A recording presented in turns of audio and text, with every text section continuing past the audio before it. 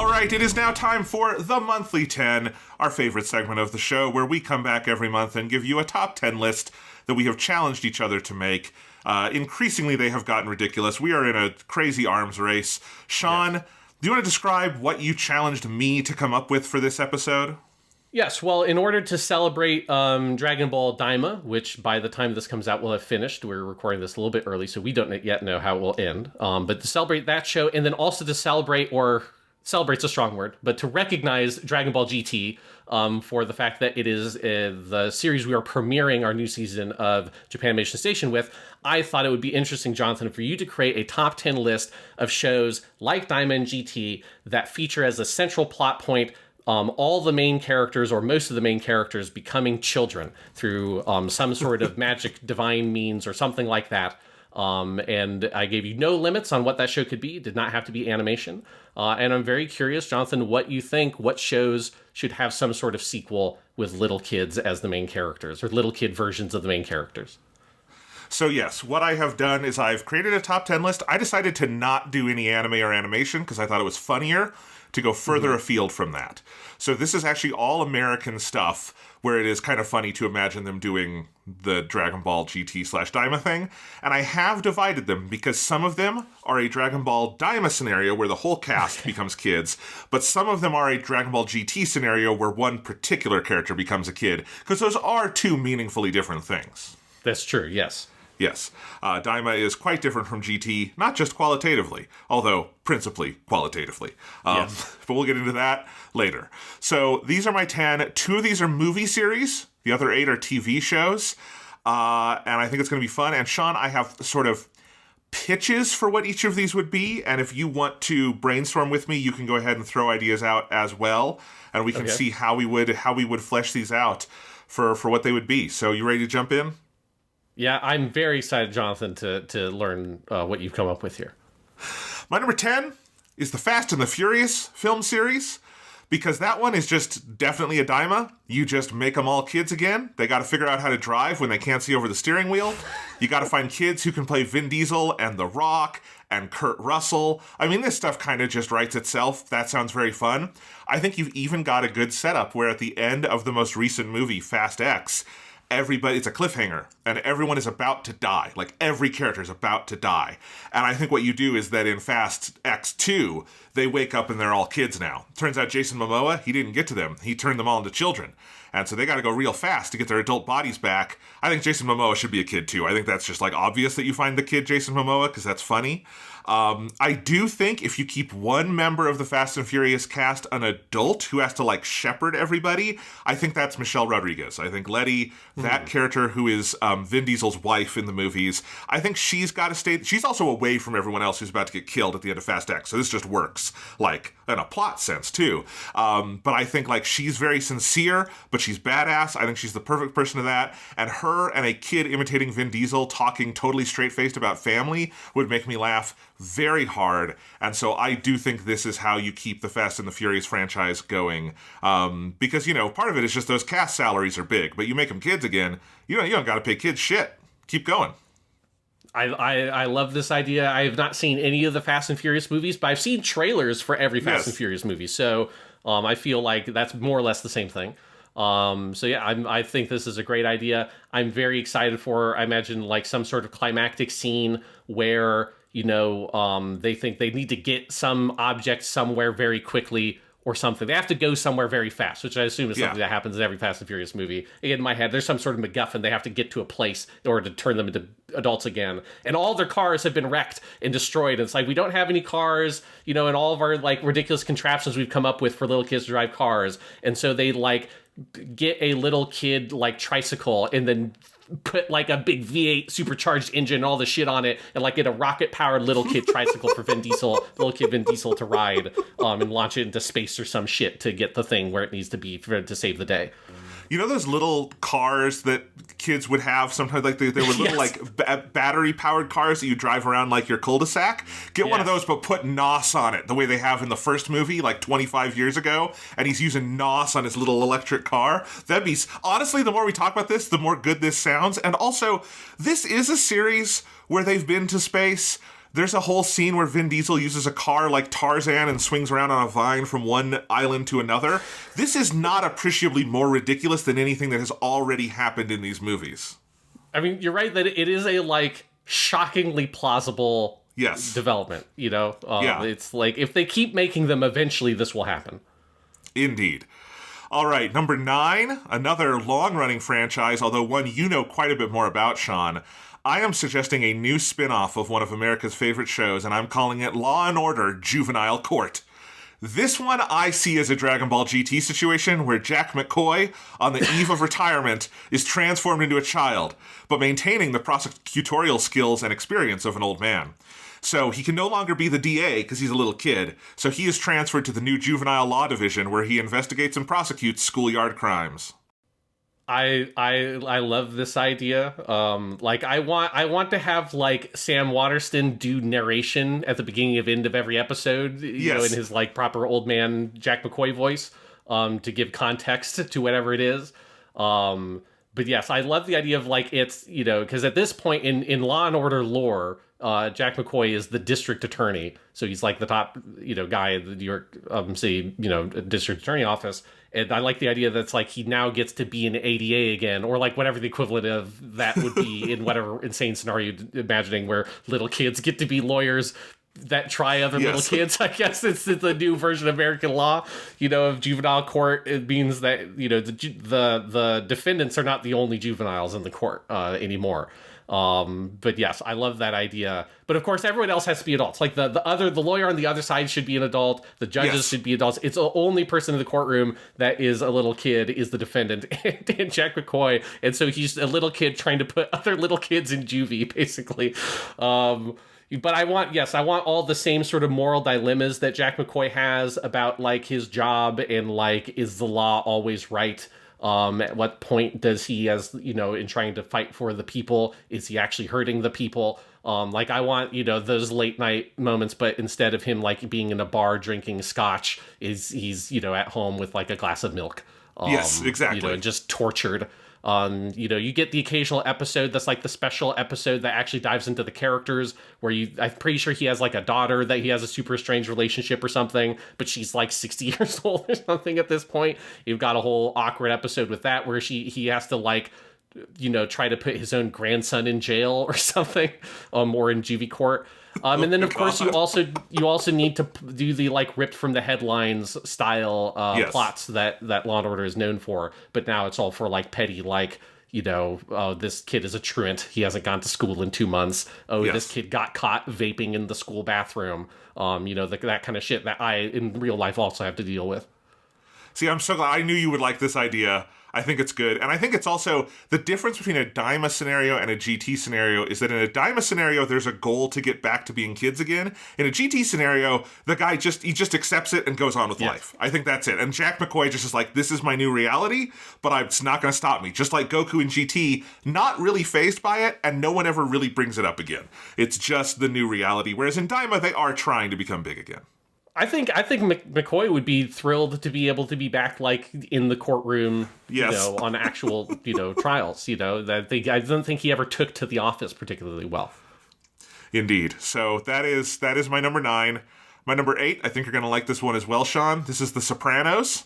This one is definitely a Daima scenario where we pick right up where the original show cut to black, infamously. But suddenly, Tony and Carmela are kids again, and their kids are little babies. Just like in Daima, Goten and Trunks become babies while everyone else is a kid. So that's what's happening there. The best idea I had for this one is that Dr. Melfi becomes a kid now too, but no one will let a 9-year-old practice psychiatry, so she has to set up a Lucy from Peanuts-style makeshift psychiatry stand where Tony comes a la Charlie Brown and drops his quarter in and talks. I also think the highlight of this show is definitely going to be young Silvio, as he continues to run the Bada Bing bar as though nothing has changed. That's going to be a little tough for HBO to get around the problem of having a child on set next to strippers and all of that, but they got good lawyers. They'll figure that out. It'll be very funny. I want to see a little kid doing a Steve Van Zandt impression. It's going to be great. Yes, I mean that would be fantastic. I don't know if that would make sense with what happens with that character near the end of that show, based on the story you're giving. Yeah, but yeah, I love the idea of the like this is what happens after the cut to black. But I think you need to reconfigure things to bring back some characters who die in the last couple of seasons, because I do need his nephew Christopher Moltisanti. Spoilers for Sopranos, he does not make it all the way to the end of that show. I need that character to be like an especially little kid. He's like 3 years old or something, but you know, he's always a little fucking shit on that show, and just seeing that amplified where he's like really little is, I mean, yes, that would be fucking fantastic. But of course, you know, little kid Tony Soprano just doing his Tony Soprano shit. You know, just beating the shit out of people when he gets really angry, having panic attacks, the whole nine yards. It is definitely, I mean, I will say there were 2 shows when I came up with this idea that immediately floated to head, and one of them was The Sopranos. Was The Sopranos? Yes. I'm glad it made your list. I think it would be entertaining, and you know, I think you can get around the characters are dead or in comas issue, because some kind of magic has clearly happened here to turn them into kids. So if they can be turned into kids, you can raise the dead, you can get Silvio out of that. You know, you're good. You can figure it out. All right, my number 7 is the other movie franchise on this list. This is a movie pitch I'm calling Ocean's 14. It'll be a sequel to Ocean's 11, 12, and 13, obviously. This one's obviously a Dragon Ball Daima situation. You got your kid versions of George Clooney and Brad Pitt and Matt Damon and Don Cheadle and everybody else, and they got to do a robbery to get money together to pay off the wizard or whatever that made them kids. But they're kids. They can't rob a Vegas casino because Vegas does not let children on the floor. So this is a problem. They've got to rob somewhere where kids are allowed. My thought is that this is, you do like a grand Disney World heist, or at a Six Flags or something. My initial idea was doing a robbery at a Chuck E. Cheese, but that is pretty low rent for the Ocean's crew. I don't think they'd go there, but I do think like at the Magic Kingdom or something, you could make it work. And just same thing. It's, you know, your Rat Pack style characters. I hope they dress just as well as they do in the actual movies, but they are kids now, and they do have to do a job where kids are allowed. I love this idea. I think the idea of it being at Disney World is fucking fantastic. Like, that's absolutely perfect. You know, I need like 2 of them to do the thing where it's like they stand on, like the little kid stands on the other little kid's shoulders, but they're inside like a Mickey Mouse costume in order to go incognito. But in order to fit, you have to put 2 of them in there. I think this is a great idea. That'd be great. There's the 2 brothers in the Ocean's movies who are always bickering. Yes. I forget, one of them is Scott. Is it Scott Eastwood? I don't remember. But one of them, those 2 together would be like fucking perfect for, they have to get in the Mickey Mouse costume together. That'd be great. And the little kid Brad Pitt is just eating corn dogs and shit in every single scene. Yes. Whatever like funnel cakes, just whatever random food that they sell at Disney World. He's just got a little Mickey Mouse fucking lollipop. You know, he's just always eating something. Yes, it would be good. All right, my number 6 is the classic show, 24. 24 definitely has to be a GT, where Jack Bauer is the only one who becomes a kid. And I see this as, it starts out like a regular 24 season. And if you don't remember, 24 always used to have these big 4-hour premieres where they would do 2 hours on a Sunday night and then 2 hours on a Monday night. And I think you start out totally straight. You know, Jack Bauer is miserable and terrorists have a nuke or nerve gas or some shit. It's all interchangeable at a certain point. And I think you get to the end of the first 2 hours and everything's normal, but then he becomes a kid again for some reason, right?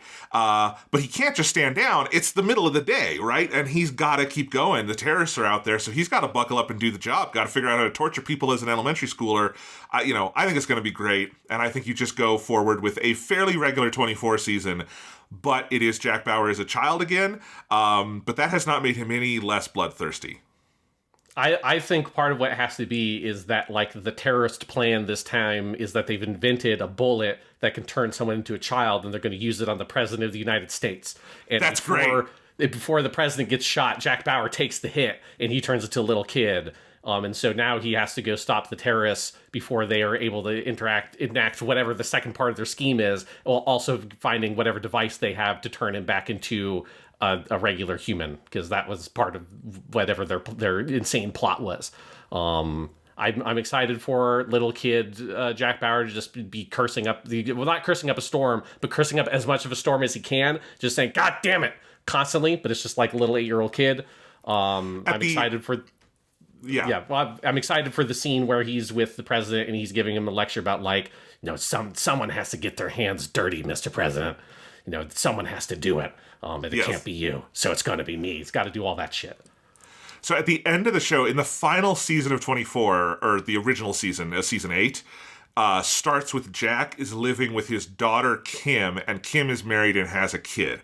And I'm imagining that is the default scenario, because Jack comes home after becoming a kid and he's going to the closet to get his gun and torture tools out, but it's on the top shelf, so he can't reach it. So instead he has to get out the pencil box of his grandson and torture someone with a protractor and pencils and an eraser and just that kind of stuff, and get super creative with it. And I think that'll be the highlight of the season.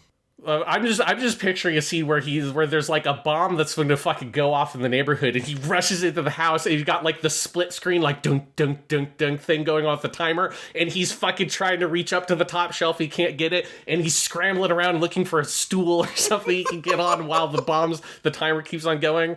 I think there's a lot of great, very tense scenarios you could come up with where Jack Bauer, if he was a full-size adult, he could take care of it easily, but because he's a little kid, he has a hard time with it.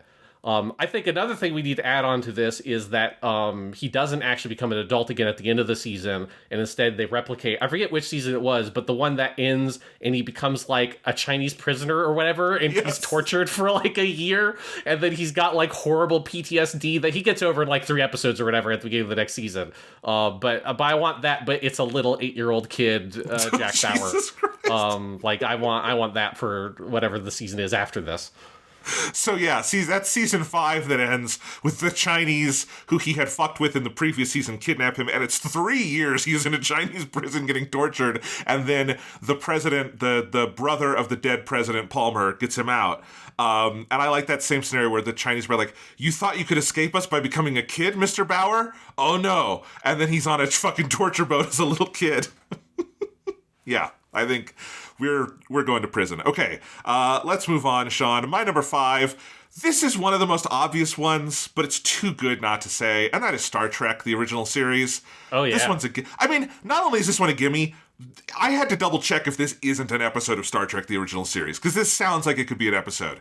Obviously, this is a Daima situation. You've got to have the whole original series crew get zapped by youth rays or something and turn into children. Have little Scotty running around trying to reach all the engineering controls, yelling, "I'm giving her all she's got, Captain!" But he's got, a high-pitched voice now. Bones, frustrated at his inability to do surgery with kid cans, yelling, "I'm a child, man, not a doctor." That'd be great. Kirk tries to get it on with a hot adult alien chick, but she is just really weirded out by the whole thing and is not into it, and it makes Kirk very depressed. I think this could be a single episode. It could be a 2-parter. It could be a movie, but I think this is definitely a good idea for a future Star Trek series. This is, you're right that it is weird that there's not, it feels like that would have been an episode in the animated season of Star Trek. Yeah. Maybe it is. I didn't check that one. Because it's just such a clear idea. I think the thing that's so good about it is that it's almost hard to pick do you have all of them be kids? Or is there one adult? Because it's I both love the idea of little kid Bones, but I also love the idea that Bones is the only adult and he has to deal with everybody else being a fucking kid. That would also be amazing. So I feel in proper original series Star Trek fashion, they basically have to reuse the concept for the plot for 2 or 3 different episodes in the way that there are multiple, here's evil versions of us episodes, here's multiple episodes where we're faced alien gods that inspired gods on Earth. There's a couple of stock episode plots they used a few times. They need to redo this one because there's just a couple of good variations you could have. But I also like the idea of little kid Spock, who would just be very troubled with his inability to control his own emotions and finding it very illogical, and he ends up throwing a tantrum at something. I think there's just a lot of good material you could do there. Absolutely. My number 4 is the one that probably no one would have anticipated, but I think this is one of my best ideas, and this is the British classic, The Thick of It. If you've never seen this one, it's the show Armando Iannucci did before Veep, which was the Julie Louis-Dreyfus show. Same basic idea, but with British politics, and it is the show that Peter Capaldi was most famous for before he became Doctor Who. And I think you need a Daima-esque show where Malcolm Tucker, the Peter Capaldi character, and everybody else are all kids, but they still have to go around their normal business of government rat fuckery. Same exact profanity-laden scripts as usual. Don't pull back on it whatsoever, but now it is all children saying it. You've got to find a kid who can do Peter Capaldi's eyebrows and go on the tirades. It would be great. James Gandolfini was in the movie version of this, so like another, like The Sopranos, we need a kid James Gandolfini for this, and I think it's going to be very good. And really, I don't have a high concept for this one other than like just your basic existing The Thick of It scripts, but making children say all of it would be very funny. I mean, that's literally what I was thinking, was just remake The Thick of It. You're like literally just use the same scripts. It's just they're all kids. Like, you don't, like, it doesn't even need to be part of the plot. Like, it's just like that would be entertaining enough on its own. To find some really good, precocious child actors that are not going to be scarred from just cursing out somebody using, the most obscene profanity you can imagine. But that would be a very entertaining show for sure. All right, number 3 is a show I'm calling Belanco, because this is inspired by the skateboard murder mystery episode of Lupin the Third Part 2, episode 72. That is the episode where Lupin and company meet Belanco, the child of Columbo, the famous American detective, who is a skateboard traveling. He wears the same kind of trench coat Columbo wears, but he travels on a skateboard. I want a proper sequel to Columbo where the detective, the Peter Falk character, is shrunk down to a child's body. This is a GT situation, obviously, and now goes by the name Belanco, using a skateboard to travel since he can no longer get a driver's license. Effectively, I do just want to spin off of this weird Lupin the Third character because he lives rent-free in my mind every day, but I also think it would be very entertaining to have a little kid coming in and out of rooms going, oh, one more thing. And we've also got to figure out what he's doing instead of the cigars. Yeah, well, he's got a lollipop, of course. Yeah. But it's like a big, thick lollipop. Yeah, I would love just like the suspects being very confused whenever he's going like, my wife, she loves this stuff. She can't get enough of it. It's like, what does he actually, it would add a whole lot of additional fuel to the fire of debate of does Columbo literally have a wife, ignoring the fact that they made a weird spin-off show that has nothing to really do with Columbo, or is he using that just as a psychological tool to interrogate his suspects? Yes, I mean, obviously this is an absolutely gold idea. But it has to be he's still just full on investigating legit murders and stuff. Yes. And he's just so good at it that the fucking police department doesn't care that they're sending a little kid to do this. But just how much more flummoxed and on the back foot all the suspects would be at, like, not just your normal Columbo antics, but now it's also this little kid. Those moments of egotism where they think they get away with it before he reveals the trick that they've like really sort of fooled themselves. It'd be all the sweeter if it was a little kid doing it the whole time. I mean, like, legitimately, this is a good idea. Like, this should be a TV show. Because the Columbo, like, plot structure, as has been proven recently by shows like Poker Face, and there's the other one on CBS that is, it's like a spin-off, I haven't watched it yet, but it's a spin-off of The Good Wife and The Good Fight that also just does the Columbo thing, which the Columbo thing is the reverse murder mysteries, where you start with the murder, and then it's not about solving the case for the audience, it's about watching the detective, like, pin in the suspect. Like, it's such a good, like, concept, and Columbo is such a good character. You just have a kid doing a Peter Falk impression, and you do exactly what you said. You have him still talking about his wife. He's solving, intense murders. He is, like, kind of world-weary, but, sly and playful. All of that. I do think the skateboard detail is just too good not to take from Lupin the Third, because it's fucking hilarious. And I think you've got a good show. Why not? Yeah, I think it also still has to be in like set in the 70s is like the peak Columbo era, and do the scene. So there's like a scene in, I forget which episode it is, but there's one where it's the most like you could not possibly do this scene on a modern TV show ever, where he's in order to get a clue, he's trying to find out what the weather was like a week ago when the body was discovered. And so he goes into a bar, asks to use their fucking phone, their rotary phone in the bar, to call the fucking weather station in order to ask them what the weather was. It's like a 5-minute scene. It's fucking great. But I love just thinking about that, but this little kid, and he has to go get a little stool to stand on to get the little phone, and he's like reaching up to try to like see the numbers as he's dialing it and talking to some like very confused woman at the weather station. Like, why is this 8-year-old kid so insistently need to know what the weather was at the beach a week ago, if it was raining or not? That sounds awesome. I want it very bad. God, this is a good idea. So let's move on, though, because I think I've got two even better ones. Number 2, this is the obvious one. This was my number 1 for a while, but I actually thought it became too easy a number 1, and that is Twin Peaks. It's obviously you've got to do this with Twin Peaks, and I debated, do you make it a Daima and have everyone a kid again? But I ultimately think you've got to do it as a GT. You've got to just have Dale Cooper come out.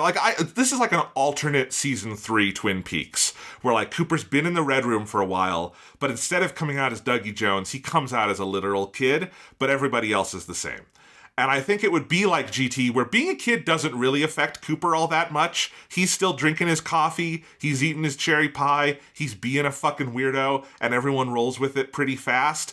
And honestly, as I wrote it down, I went, here's the thing. This is almost like not good enough for this list because it doesn't sound like a joke. It just sounds like that's something Twin Peaks would do. The upside is that I think, like the Columbo situation, it's also probably the most likely to just be good and like it would be enjoyable because it is such a fucking layup. But that's why it couldn't quite be number 1. I don't think there's enough juice on it, but also like it is Twin Peaks where they just become kids is like, obviously you got to do that. Yeah. I mean, this is a great idea. I like your idea that it's like how you'd pick up the end of the original Twin Peaks show. And I love the idea of little Dale Cooper having to track down Killer Bob in his adult body. That's a pretty sick fucking idea for an alternate reality Twin Peaks. That would also be like obviously in the 90s and stuff rather than The Return, which is all modern.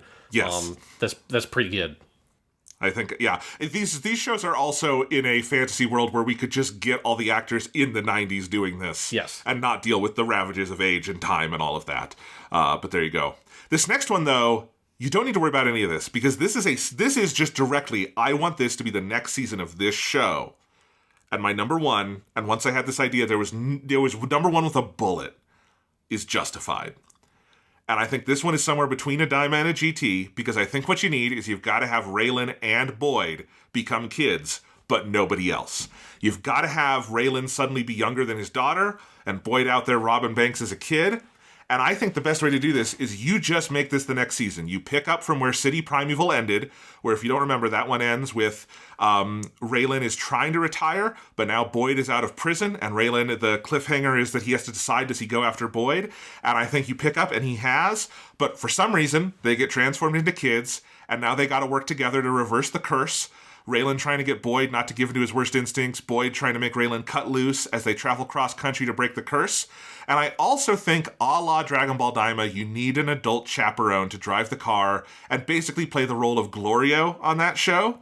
Mm-hmm. And I think you've got to make that Win Duffy. And it's got to be Jerry Burns, who is the one adult. It's Jerry Burns and 2 kids playing Raylan and Boyd out on a justified adventure cross-country. And that is why it's my number 1. That is too good an idea not to do. Oh my god! Because I was thinking, yeah, this is really good, but it's number 1 good. Then when you said Win Duffy is the Glorio, and that he keeps on trying to get away, but both Raylan and Boyd separately are threatening to kill him. Yes. So he just can't get out of it. You know, like you have that great scene in Original Justified where Raylan kind of kicks the shit out of him. He takes out that one bullet, just throws it at his chest, and says, "Hey, the next one's going to be coming a little faster," and leaves. Because Raylan is both a badass and also an awful human being. And then obviously fucking Boyd will just murder a motherfucker. He doesn't give a shit. So it's like Win Duffy obviously would be incredibly exasperated at how ridiculous the whole scenario is, but he just can't get out of it because he's going to get his ass fucking killed if he tries. Indeed. Like, this has not made Raylan any less good of a shot, you know. He knows what he's doing. Oh, yeah. Yeah. So, yeah, and I also think, like, Raylan Givens and Boyd Crowder, as played by, Timothy Olyphant and Walton Goggins, are, like, they're great performances, but they are also broad cartoon enough performances that kids could do it. Like, you could have a kid doing the Walton Goggins drawl, and it would be very funny, right? Yes. Give a little kid, a little bit of a receding hairline to go with it. You've got, obviously, episode 1, you have to have a big scene where a little kid, Raylan, has to go find a hat that fits his little kid head now. Yes. Because his old hat doesn't fit. I also have to imagine, in episode 1, before they go on their road trip, because this is now with Win Duffy, this is a whole road trip narrative in my head. Yes. In episode 1, you have to have a big scene between little kid Raylan and Art from the chief at the U.S. Marshal office. where there's like a little heart to heart about like that whole thing. That would be a great moment. Yeah, this is very good, Jonathan. And I think at the end, here's the other twist, is that, City Primeval was dealing with the fact that U.S. Marshals have to retire at age 57. And so I think at the end of the season, Boyd decides to become an adult again, but I think Raylan wants to stay a kid so he can continue being a marshal and not be forcibly retired. Yeah, that's very good. Yeah. All right, so those are my 10.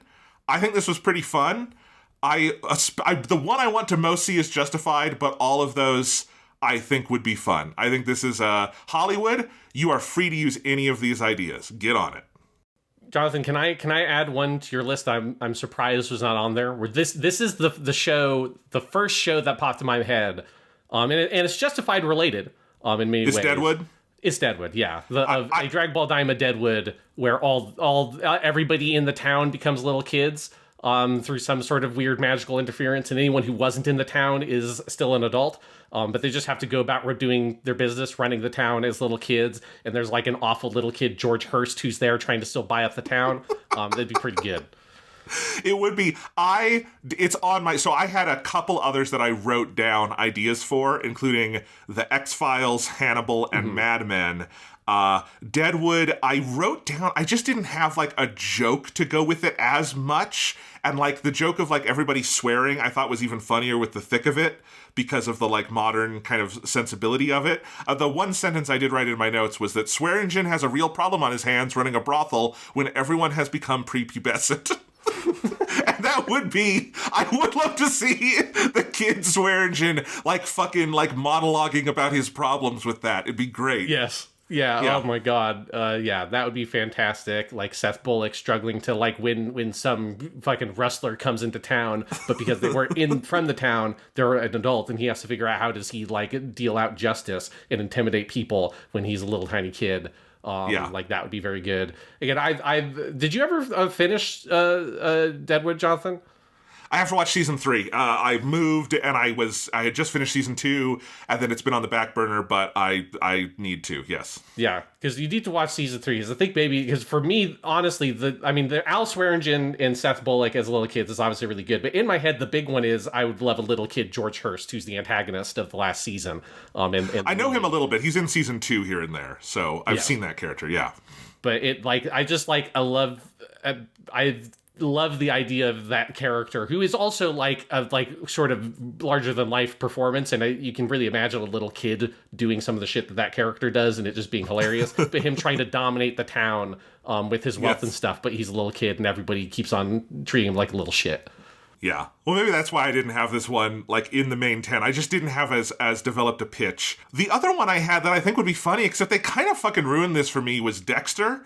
But now they have a fucking young Dexter prequel. He's not a literal child. He's like 20 years old. But it's enough that, like, I can't really make this... Because my joke would even have been that Michael C. Hall continues to narrate. But that is what they do on young Dexter. So Dexter's fucked in a million ways at this point. But yeah. You can't do something to Dexter that Dexter has not already done to itself, Jonathan. It's the show that had, like, 2.5 good seasons. And then it kept going for a very long time. Yes. He became a lumberjack. They killed him. Now they've brought him back to life because they're going to do another revival. It's insane. All right, Jonathan. I believe next month now is my turn. So what horrible fate have you designed for me? Of what top 10 list must I design for us in April 2025? Well, this month you told me to do something inspired by Dragon Ball Daima, so I decided to do something kind of similar with an anime premiering next month, April. What is premiering next month is the anime we talked about today, Mobile Suit Gundam G-Quacks, and that is going to be premiering in full in April. So... the thing that is notable about G-Quacks is that it is made by the Studio Kara / old school Gainax team, Anno and Tsurumaki and all those guys, and they're doing their take on Gundam. Now that's a pretty, it's an awesome thing, but that's a fairly obvious one, right? That you're going to get the Neon Genesis Evangelion guys to work on Gundam. So what I want you to do for me is to come up with 10 other anime teams / directors / studios, however you want to define that, anime artistic, entities that could do a Gundam basically in order of not likability, of likelihood, right? Like, it is increasingly unlikely that this would ever happen. And if you want to give me a pitch of what their Gundam show would be, I'm happy to hear it. So I think that would be, because I gave you some pitches this month on what my scenarios would be. So I think that's what I want to hear. What other artists from Japan, what other anime geniuses should be doing a Gundam? What should it be, and how unlikely would it be to happen? All right, so I've written this down in my notes as top 10 least likely anime team/director/studio Gundam team-ups. I like it. Yeah, that's perfect. All right, I've got some ideas already. I'll get hard to work on this top 10 list, and I think you can have high expectations for a very good list in April 2025 of the top 10 least likely anime team/director/studio Gundam team-ups.